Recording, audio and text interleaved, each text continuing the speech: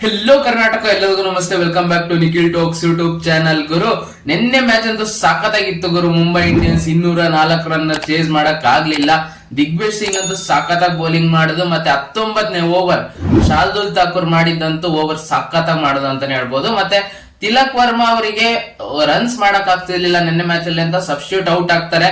ಅಷ್ಟೊತ್ತಿಗೆ already match ಮುಗ್ದೋಗಿತ್ತು. Mitchell Santner ಬರ್ತಾರೆ, match finish ಮಾಡಕ್ ಆಗ್ಲಿಲ್ಲ. ಕೊನೆ ಓವರ್ 22 ರನ್ ಬೇಕಿರುತ್ತೆ. ಅವಾಗ ಫಸ್ಟ್ ಬಾಲ್ 6 ಹೊಡಿತಾರೆ ಹಾರ್ದಿಕ್ ಪಾಂಡ್ಯ. ಅದಾದ ನಂತರ ಸಖತ್ತಾಗಿ ಬೌಲಿಂಗ್ ಮಾಡಿ ಆವೇಶ್ ಖಾನ್ ಮ್ಯಾಚ್ ಗೆಲ್ಸ್ಕೊಡ್ತಾರೆ ಲಕ್ನೋ ಸೂಪರ್ ಜೈಂಟ್ಸ್ ಗೆ. ನಿನ್ನೆ ಮ್ಯಾನ್ ಆಫ್ ದ ಮ್ಯಾಚ್ ತಗೊಂಡಿದ್ದು ದಿಗ್ವಿಜಯ್ ಸಿಂಗ್. ಸಖತ್ತಾಗಿ ಮಾಡೋದು ನಿನ್ನೆ ಬೌಲಿಂಗ್ ಅಲ್ಲಿ. ಇವತ್ತು double header match. First match CSK versus Delhi Capitals ಚೆಪೋಕಲ್ ನಡೀತಿದೆ. Second match Punjab Kings versus Rajasthan Royals Mullanpur ಅಲ್ಲಿ ನಡೀತಿದೆ. ಇದು ಮೊದಲನೇ ಹೋಮ್ ಗೇಮ್ ಪಂಜಾಬ್ ಕಿಂಗ್ಸ್ ಗೆ. ಚೆಪೋಕ್ ಅಲ್ಲಿ ಚೆನ್ನೈ ಸೂಪರ್ ಕಿಂಗ್ಸ್ ಇದು 2ನೇ ಮ್ಯಾಚ್ ಆಡ್ತಿದ್ದಾರೆ. ಇವತ್ತು ಗೆಲ್ಲಕ್ಕಾಗುತ್ತಾ Chennai Super Kings Delhi Capitals ವಿರುದ್ಧ? ಡೆಲ್ಲಿ ಕ್ಯಾಪಿಟಲ್ಸ್ ಪಾಯಿಂಟ್ಸ್ ಟೇಬಲ್ ಅಲ್ಲಿ ಸೆಕೆಂಡ್ ಪ್ಲೇಸ್ ಅಲ್ಲಿ ಇದ್ದಾರೆ. ಬಲಿಷ್ಠವಾಗಿ ಕಾಣ್ತಿದೆ ಡೆಲ್ಲಿ ಕ್ಯಾಪಿಟಲ್ಸ್. ಇವತ್ತು ಕೂಡ ಚೆನ್ನೈ ಸೂಪರ್ ಕಿಂಗ್ಸ್ ಸೋಲೋ ಪರಿಸ್ಥಿತಿ ಬರ್ಬೋದಾ ಚೆಪೋಕ್ ಅಲ್ಲಿ? ಏನಕ್ಕಂದ್ರೆ ಇಲ್ಲಿ ಋತುರಾಜ್ ಗಾಯಕ್ವಾಡ್ ನಿನ್ನೆ ಇಂಜುರಿ ಅಪ್ಡೇಟ್ ಇರೋ ಕಾರಣ ಅವ್ರು ಇವತ್ತು ಫಿಟ್ ಆದ್ರೆ ಆಡ್ತಾರೆ, ಅಥವಾ ಅವ್ರ ಬದಲಿಗೆ MS ಧೋನಿ ಅವರೇ ಕ್ಯಾಪ್ಟನ್ಸಿ ತಗೊಂಬೋದು ಇವತ್ತಿನ ಮ್ಯಾಚಿಗೆ ಅಂತ ಕೇಳಿ ಬರ್ತಿದೆ. ಅವ್ರು ಫಿಟ್ ಇಲ್ಲ ಅಂದ್ರೆ ಅವ್ರ ಬದಲಿಗೆ ಯಾರನ್ನ ಆಡಿಸ್ತಾರೆ ಪ್ಲೇಯಿಂಗ್ 11 ಅಲ್ಲಿ? ನೋಡಿ, 2 ಟೀಮು ಪ್ಲೇಯಿಂಗ್ 11 ಕಂಪ್ಯಾರಿಸನ್ ಮಾಡ್ತಾ ಹೋಗೋಣ. ಋತುರಾಜ್ ಗಾಯಕ್ವಾಡ್ ಇದ್ದಾಗ ಯಾವ ತರ ಇರುತ್ತೆ ಪ್ಲೇಯಿಂಗ್ 11, ಅಥವಾ ಋತುರಾಜ್ ಗಾಯಕ್ವಾಡ್ ಇವತ್ತು ಆಡ್ತಿಲ್ಲ, ಫಿಟ್ ಇಲ್ಲ ಅನ್ನೋದಾದ್ರೆ ಯಾವ ತರ ಇರುತ್ತೆ CSK ಪ್ಲೇಯಿಂಗ್ 11 ಮತ್ತೆ ಡೆಲ್ಲಿ ಕ್ಯಾಪಿಟಲ್ಸ್ ಪ್ಲೇಯಿಂಗ್ 11 ಕಂಪ್ಯಾರಿಸನ್ ಮಾಡ್ತಾ ಹೋದ್ರೆ, ನೋಡಿ ಚೆನ್ನೈ ಸೂಪರ್ ಕಿಂಗ್ಸ್ ಕಡೆ ಓಪನರ್ ಬರೋದು ರಚಿನ್ ರವೀಂದ್ರ ಮತ್ತೆ ಋತುರಾಜ್ ಗಾಯಕ್ವಾಡ್.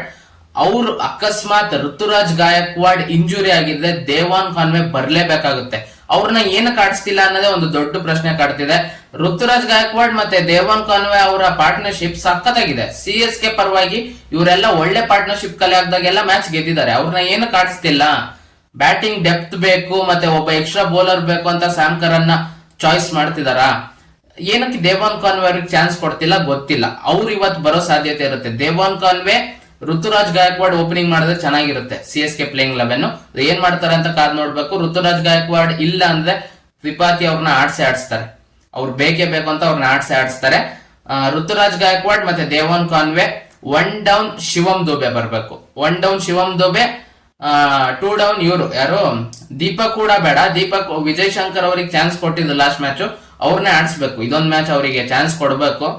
ವಿಜಯ್ ಶಂಕರ್. ನಂಬರ್ 5 ಜಡೇಜಾ ಬರ್ಬೇಕು. Number 6 Dhoni. Number 7 Ashwin. Number 8 ಇವರಿದ್ದಾರೆ ಶೇಖ್ ರಶೀದ್ ಅಂತ ಒಬ್ಬ ಬ್ಯಾಟರ್ ಇದ್ದಾರೆ. ಅವ್ರನ್ನ ಯಂಗ್ಸ್ಟರ್ ನ ಆಡಿಸ್ಬೇಕು. ಮತ್ತೆ ಬೌಲಿಂಗ್ ಅಲ್ಲಿ ಖಲೀಲ್ ಅಹಮದ್ ಇದ್ದಾರೆ, ಮತೀಶಾ ಪತಿರಾಣ ಇದ್ದಾರೆ, ನೂರ್ ಅಹಮದ್ ಇದ್ದಾರೆ. As an impact player Anshul Kamboj ಅವ್ರನ್ನು ಆಡಿಸಬಹುದು ಏನಾದ್ರು ಬೌಲಿಂಗ್ ಬೇಕು ಅಂದ್ರೆ, ಅಥವಾ ಎಕ್ಸ್ಟ್ರಾ ಬ್ಯಾಟರ್ ಬೇಕು ಅಂದ್ರೆ ದೀಪಕ್ ಕೂಡ ಯಾರ ಕಡೆ ಅದು ನೋಡ್ಬೋದು ಅವರು. ಇದು ಪ್ಲೇಯಿಂಗ್ 11 ಸಖತ್ತಾಗಿರುತ್ತೆ CSK. ದೇವಾನ್ ಕಾನ್ವೆ ಅವ್ರನ್ನ ಆಡ್ಸಿದ್ರೆ ಒಳ್ಳೆ ಟೀಮ್ ತರ ಕಾಣುತ್ತೆ CSK. ಇಲ್ಲ ಅಂದ್ರೆ ಮತ್ತೆ ಅದೇ ಪರಿಸ್ಥಿತಿ, ಸೋಲೋ ಪರಿಸ್ಥಿತಿ ಬರ್ಬೋದು ಇವತ್ತಿನ ಮ್ಯಾಚ್ ಅಲ್ಲಿ CSK. DC ಪ್ಲೇಯಿಂಗ್ 11 ನೋಡಿ ಏನು ತೊಂದರೆ ಇಲ್ಲ, ಬಲಿಷ್ಠವಾಗಿ ಕಾಣ್ತಿದೆ Delhi Capitals playing 11. Jake Fraser McGurk ಮತ್ತೆ ಫಾಫ್ ಡು ಪ್ಲೆಸಿಸ್ ಓಪನಿಂಗ್ ಮಾಡ್ತಿದ್ದಾರೆ. 1 down Abhishek Porel. Number 4 KL Rahul. Number 5 Tristan Stubbs. Number 6 Axar Patel. Number 7 Vipraj Nigam. Number 8 Ashutosh Sharma. ನೋಡಿ ಯಾವ ತರ ಇದೆ. ನಂಬರ್ 8 ಯಾವ ತರ ಬ್ಯಾಟಿಂಗ್ ಆರ್ಡರ್ ಇದೆ. ವಿಪ್ರಾಜ್ ನಿಗಮ್ ನಂಬರ್ 7, ನಂಬರ್ 8 ಅಶುತೋಷ್ ಶರ್ಮಾ ಅಂದ್ರೆ ಅವ್ರಿಬ್ರೇ ಗೆಲ್ಸಿದಾರೆ ಮ್ಯಾಚ್. ಫಸ್ಟ್ ಮ್ಯಾಚ್ LSG ವಿರುದ್ಧ. ಯಾವ ತರ ಬ್ಯಾಟಿಂಗ್ ಡೆಪ್ತ್ ಇದೆ ಅಂದ್ರೆ ಸಖತ್ತಾಗಿದೆ ಡೆಲ್ಲಿ ಕ್ಯಾಪಿಟಲ್ಸ್ ಟೀಮು. ಮತ್ತೆ ಬೌಲಿಂಗ್ ವಿಭಾಗಕ್ಕೆ ಬಂದ್ರೆ ಕುಲ್ದೀಪ್ ಯಾದವ್ ಇದಾರೆ, ಮಿಚೆಲ್ ಸ್ಟಾರ್ಕ್ ಇದಾರೆ, ಮೋಹಿತ್ ಶರ್ಮಾ ಇದಾರೆ. As an impact player Mukesh Kumar ಅವ್ರನ್ನ ಆಡ್ಸ್ಕೊಬಹುದು.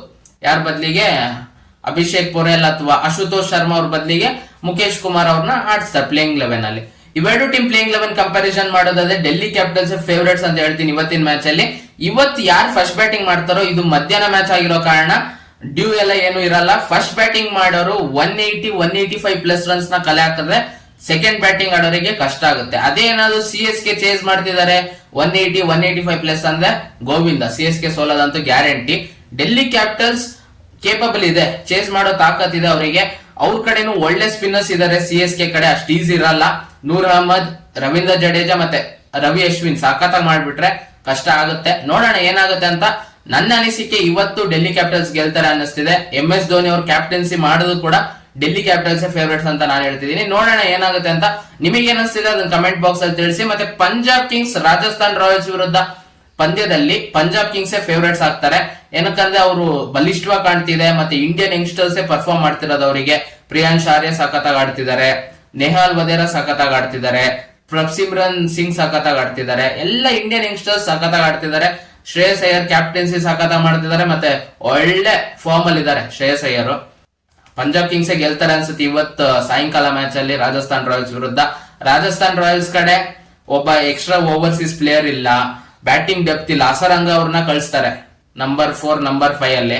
ನೋಡಿ ಬ್ಯಾಟಿಂಗ್ ಡೆಪ್ತ್ ಕಾಣ್ತಿಲ್ಲ. Jofra Archer last match CSK ವಿರುದ್ಧ ಯಾವ ತರ ಬೌಲಿಂಗ್ ಮಾಡದಲ್ಲ ಅದೇ ತರ ಬೌಲಿಂಗ್ ಮಾಡಿದ್ರೆ ಕಷ್ಟ ಆಗ್ಬೋದು ಪಂಜಾಬ್ ಕಿಂಗ್ಸ್ಗೆ. 1-2-3 ವಿಕೆಟ್ ಜೋಫ್ರಾ ಆರ್ಚರ್ ಪಿಕ್ ಮಾಡಿದ್ರೆ ಪಂಜಾಬ್ ಕಿಂಗ್ಸ್ ಗೆ ಕಷ್ಟ ಆಗ್ಬೋದು. ಇಲ್ಲ ಅಂದ್ರೆ ಪಂಜಾಬ್ ಕಿಂಗ್ಸ್ ಆ ಮ್ಯಾಚ್ ಅಲ್ಲಿ ಫೇವರೇಟ್ ಅಂತ ಹೇಳ್ತೀನಿ. ಅವರ ಮೊದಲನೇ ಹೋಮ್ ಗೇಮ್ ಆಡ್ತಿದ್ದಾರೆ ಸಾಯಂಕಾಲ ಮ್ಯಾಚ್ ಅಲ್ಲಿ. ಪಂಜಾಬ್ ಕಿಂಗ್ಸ್ ಸಾಯಂಕಾಲ ಮ್ಯಾಚ್ ಅಲ್ಲಿ ಗೆಲ್ತಾರೆ, ಮಧ್ಯಾಹ್ನ ಮ್ಯಾಚ್ ಅಲ್ಲಿ ಡೆಲ್ಲಿ ಕ್ಯಾಪಿಟಲ್ಸ್ ಗೆಲ್ತಾರೆ ಅಂತ ನನ್ನ ಪ್ರೆಡಿಕ್ಷನ್. ನಿಮಗೆ ಏನಿಸ್ತಿದೆ ಅದನ್ನ ಕಮೆಂಟ್ ಬಾಕ್ಸ್ ಅಲ್ಲಿ ತಿಳಿಸಿ ಅಂತ ಹೇಳ್ತಾ, ಈ ವಿಡಿಯೋ ಇಷ್ಟ ಆಗಿದ್ದರೆ ವಿಡಿಯೋ ಒಂದು ಲೈಕ್ ಮಾಡಿ, ಶೇರ್ ಮಾಡಿ, ಮತ್ತೆ ಸಬ್ಸ್ಕ್ರೈಬ್ ಮಾಡ್ಕೊಳ್ಳೋದನ್ನ ಮರಿಬೇಡಿ. ನಮ್ಮ ಚಾನಲ್ ನ ಸಬ್ಸ್ಕ್ರೈಬ್ ಮಾಡ್ಕೊಂಡು ಸಪೋರ್ಟ್ ಮಾಡಿ ಅಂತ ಹೇಳ್ತಾ ಈ ವಿಡಿಯೋ ಇಲ್ಲಿ ಮುಗಿಸ್ತಿದೀನಿ. ಮತ್ತೆ ಇನ್ನೊಂದು ವಿಡಿಯೋ ಒಂದಿಗೆ ಬರ್ತೀನಿ ಗುರು.